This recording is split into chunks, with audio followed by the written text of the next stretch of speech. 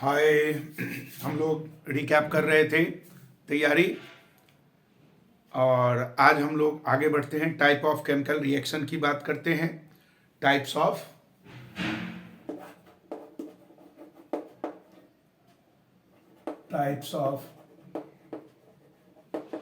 Chemical reactions. देखिए, chemical reaction के कुछ टाइप हम लोग एक एक करके बात करें। सबसे पहले कॉम्बिनेशन रिएक्शन। कौन सा? कॉम्बिनेशन। जैसा कि नाम है कॉम्बिनेशन, दैट मीन्स कंबाइनिंग। ऐसा रिएक्शन जिसमें दो या दो से ज्यादा एलिमेंट आपस में कंबाइन हो, मिक्सअप हो, तो उसे हम लोग कॉम्बिनेशन रिएक्शन कहते। For example, C+O2 gives out CO2। Second देखिए, H2+O2 गिव्स आउट H2O।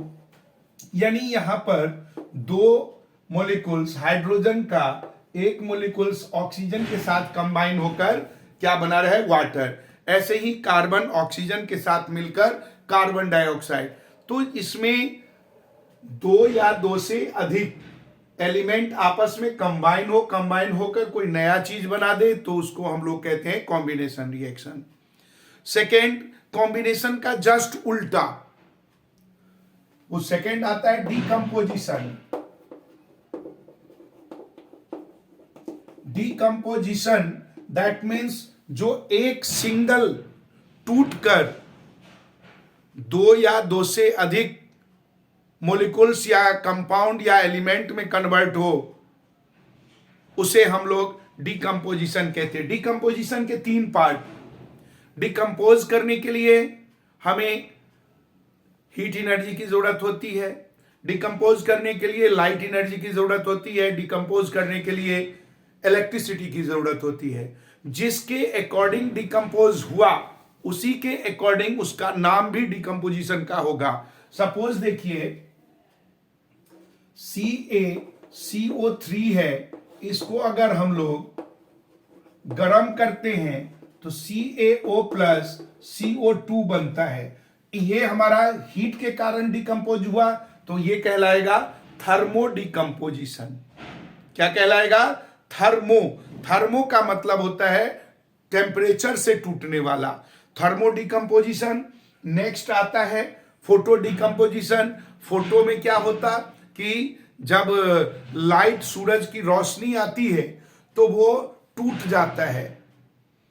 वो आपने देखा होगा, इसमें कन्वर्ट हो जाता। जैसे आपके पास अगर पोटेशियम ब्रोमाइड है तो उसमें क्लोरीन गैस मिल जाता, KBr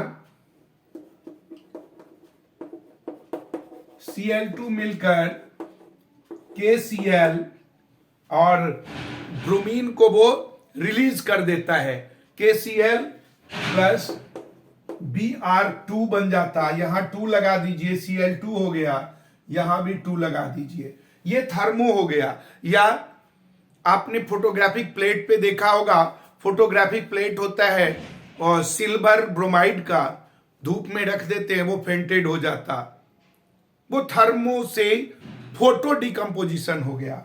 तीसरा H2O है, इसमें इलेक्ट्रिसिटी, यहां पर लाइट,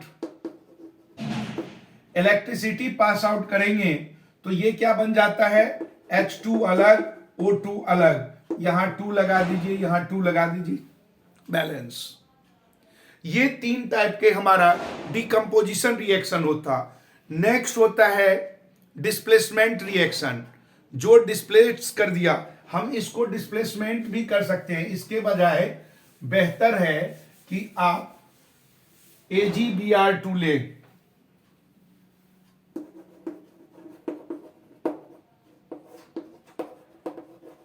लाइट से Ag+Br अलग, थर्मो हो गया, डिकंपोजिशन हुआ। इसके बाद हमारा इलेक्ट्रो होता है।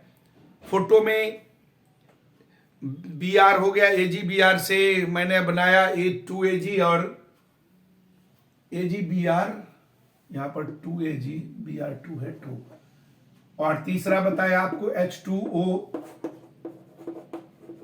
इलेक्ट्रिसिटी, H2O2 अलग हो गया। ये हमारा 3 टाइप का डिकम्पोजिशन हुआ। नेक्स्ट की बात करें तो मैंने कहा डिस्प्लेसमेंट, जो हाई रिएक्टिव एलिमेंट है वो लो रिएक्टिव एलिमेंट को उसके ऑक्साइड फॉर्म से बाहर निकाल देता। फॉर एग्जाम्पल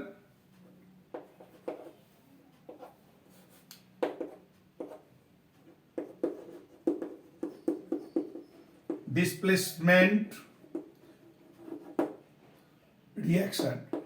डिस्प्लेसमेंट रिएक्शन में सपोज हमारे पास CuSO4 है, हमने Zn इसमें मिला दिया तो ये बन गया Cu प्लस ZnSO4, ये अलग हो गया। इसको हम लोग कहते हैं डिस्प्लेसमेंट रिएक्शन, यानी Cu को Zn ने डिस्प्लेस कर दिया। याद रहे, अगर ZnSO4 के साथ Cu मिलाएंगे तो कोई रिएक्शन नहीं होगा, क्योंकि Zn हाई रिएक्टिव है देन द कॉपर। तो कॉपर से Zn रिएक्टिव ज्यादा है, तो कॉपर को Zn डिस्प्लेस कर सकता है, कॉपर Zn को डिस्प्लेस नहीं कर सकता है। तो यह ध्यान देने की बात है। फोर्थ होता है हमारा double displacement reaction.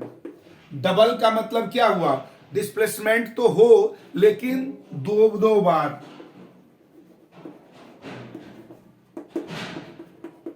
Double displacement, इसमें देखिए अगर दोनों का रिएक्टेंट अपना आयन इंटरचेंज कर लेता है, रिएक्टेंट अपना आयन इंटरचेंज कर लेता। सपोज हमारे पास FeS है, इसमें H2SO4 डालते हैं तो ये क्या होगा, यहां पर सल्फेट था, सल्फर के साथ Fe था, रिएक्शन होने के बाद FeSO4 प्लस, अब यहां पर SO4 तो इसके साथ आ गया और S जो है वो हाइड्रोजन के साथ मिलकर H2S। यहां पर दोनों ने अपना आयन इंटरचेंज कर दिया, ये इसके साथ ये इसके साथ, यानी आयन रिएक्टेंट अगर अपना आयन डिस्प्लेस करता है तो वो कहलाता है डबल डिस्प्लेसमेंट रिएक्शन। वो क्या कहलाता है, डबल डिस्प्लेसमेंट रिएक्शन। नेक्स्ट आपका आता है oxidation and reduction. Oxidation and reduction, देखिए ऑक्सीडेशन हो गया जब ईदर एडिंग ऑफ ऑक्सीजन और रिमूवल ऑफ हाइड्रोजन, या तो ऑक्सीजन घुसे रिएक्शन के बाद या हाइड्रोजन अगर उसमें है तो वो निकल जाए, वो कहलाता है ऑक्सीडेशन रिएक्शन। अब किसी में भी ऑक्सीडेशन के लिए हम क्या करेंगे, आप सपोज कीजिए हमारे पास Na है प्लस ऑक्सीजन O2 मिला, क्या बन गया Na2O, Na2O। यहां पर Na हमारा सोडियम होता, इसका वैलेंसी 1 है तो हम इसको बैलेंस करेंगे, 2 है यहां 2 लगाएंगे, और ऑक्सीजन यहां पर 2 लगाएंगे तो यहां पर 4 लगाना पड़ेगा, क्योंकि ऑक्सीजन 1 है 2 चाहिए, तो ये हमारा बैलेंस हो गया। ये ऑक्सीडेशन हो गया। रिडक्शन ऑक्सीजन को निकालने का काम करता है। रिडक्शन में क्या होता, ऑक्सीजन को बाहर निकाले या हाइड्रोजन को ऐड करे। ईदर एडिशन ऑफ हाइड्रोजन और removal of oxygen is called reduction. Suppose हमारे पास कोई भी आपने जो एक्सट्रैक्शन किया होगा, तो एक्सट्रैक्शन ऑफ कोई आपका जो मेटल होता उसमें रिडक्शन ही हम लोग यूज करते हैं, कोक से हम लोग रिएक्ट करवाते हैं। सपोज हमारे पास कोई भी FeO है, इसमें हम कोक मिलाते हैं तो ये हमारा क्या बनता है, Fe प्लस CO2। अब इसको बैलेंस कर दें, यहां पर 2 लगाएंगे, ये भी 2 हो जाएगा, बैलेंस हो गया। यहां पर ऑक्सीजन इसमें था, रिमूव किया, तो ये रिडक्शन, ऑक्सीजन इसमें ऐड हुआ, ऑक्सीडेशन। जब ये दोनों कंबाइन हो जाए तो ये बनता है रिडॉक्स। रिडॉक्स में दो दो action, oxidation and reduction, both take togetherly, दोनों एक साथ होता है। तो इसमें सपोज हमारे पास CuO है, इसमें H2 के साथ रिएक्शन किया, Cu प्लस H2O बना। अब देखिए H2 में O कंबाइन हुआ तो ये है हमारा ऑक्सीडेशन, और Cu में से O बाहर निकला तो ये हो गया रिडक्शन। यानी ऑक्सीडेशन और रिडक्शन कंबाइन हुआ तो वो रिडॉक्स। अब जो ऑक्सीजन को रिमूव करवाया वो ऑक्सीडाइजिंग एजेंट, क्योंकि ऑक्सीडेशन उसी के कारण हुआ, तो यहां पर हाइड्रोजन ऑक्सीडाइजिंग एजेंट हो गया। ऑक्सीडेशन हुआ है तो सॉरी, ऑक्सीजन को सप्लायर ऑक्सीडाइजिंग एजेंट हुआ CuO, हाइड्रोजन रिड्यूसिंग एजेंट हुआ। यानी कि जो ऑक्सीडेशन के लिए रिस्पॉन्सिबल है ऑक्सीडाइजिंग एजेंट, जो रिडक्शन के लिए रिस्पॉन्सिबल है रिड्यूसिंग एजेंट। हमें यह भी ध्यान रखना होगा।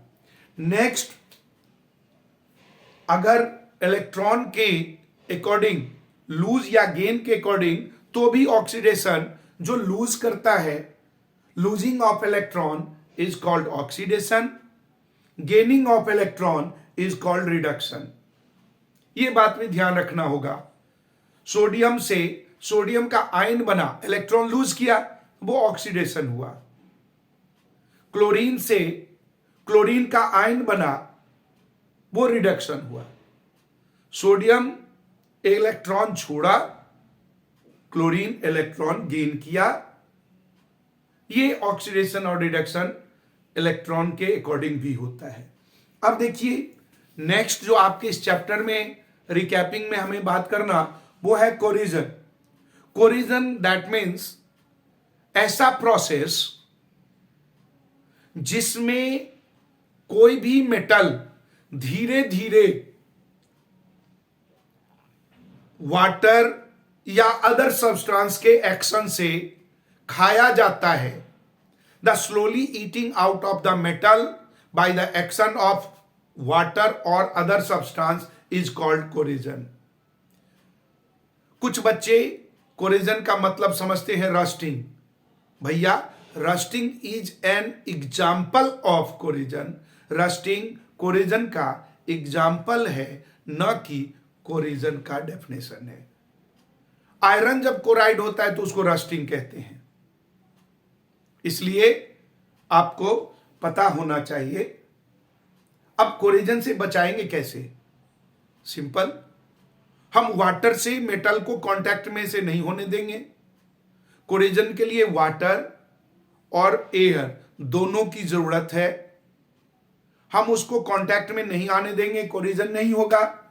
By oiling, painting, greasing, galvanization, alloying, electroplating, a lot of method to prevent from corrosion. Corrosion जो के लिए प्रेजेंस भी बता दिया। इसके बाद आता है रेंसिडिटी। हिंदी में इसका नाम बड़ा अजीबो से गरीब सा है और उसी में डेफिनेशन छुपा हुआ है।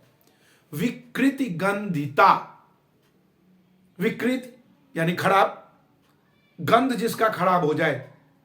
Rancidity, spoiling of oily food,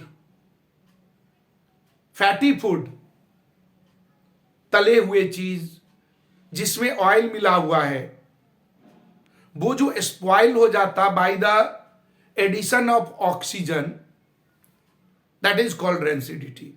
rancidity जो ऑयली फूड है उसमें या तो ऑयल है, खुला में छोड़ दिया, ऑक्सीजन उसमें मिक्स हो गया, जिसके कारण उसका स्मेल जिसके कारण उसका टेस्ट दोनों खराब हो जाता है, स्पॉइल होता है। इसको हम लोग रेंसिडिटी कहते हैं। रेंसिडिटी से बचाने के लिए एंटीऑक्साइड गैस भर देते हैं। भाई साहब, आप लोग चिप्स का पैकेट फाड़ते होगे, हवा निकलता है, वो नाइट्रोजन गैस है। नाइट्रोजन गैस बिल्कुल एंटीऑक्साइड गैस है, इसलिए उसमें चिप्स, आलू पोटैटो का जो चिप्स है उसमें डाल देते हैं नाइट्रोजन गैस, फिर पैक कर देते हैं, तो रेंसिडिटी नहीं होता, प्रिजर्व हो जाता है। आप लोग इस पूरे वीडियो को देखा होगा, सब्सक्राइब कर दीजिए। अगले दिन अगले वीडियो में सेकंड चैप्टर का रिकैप करते हैं, मिलते हैं, बाय।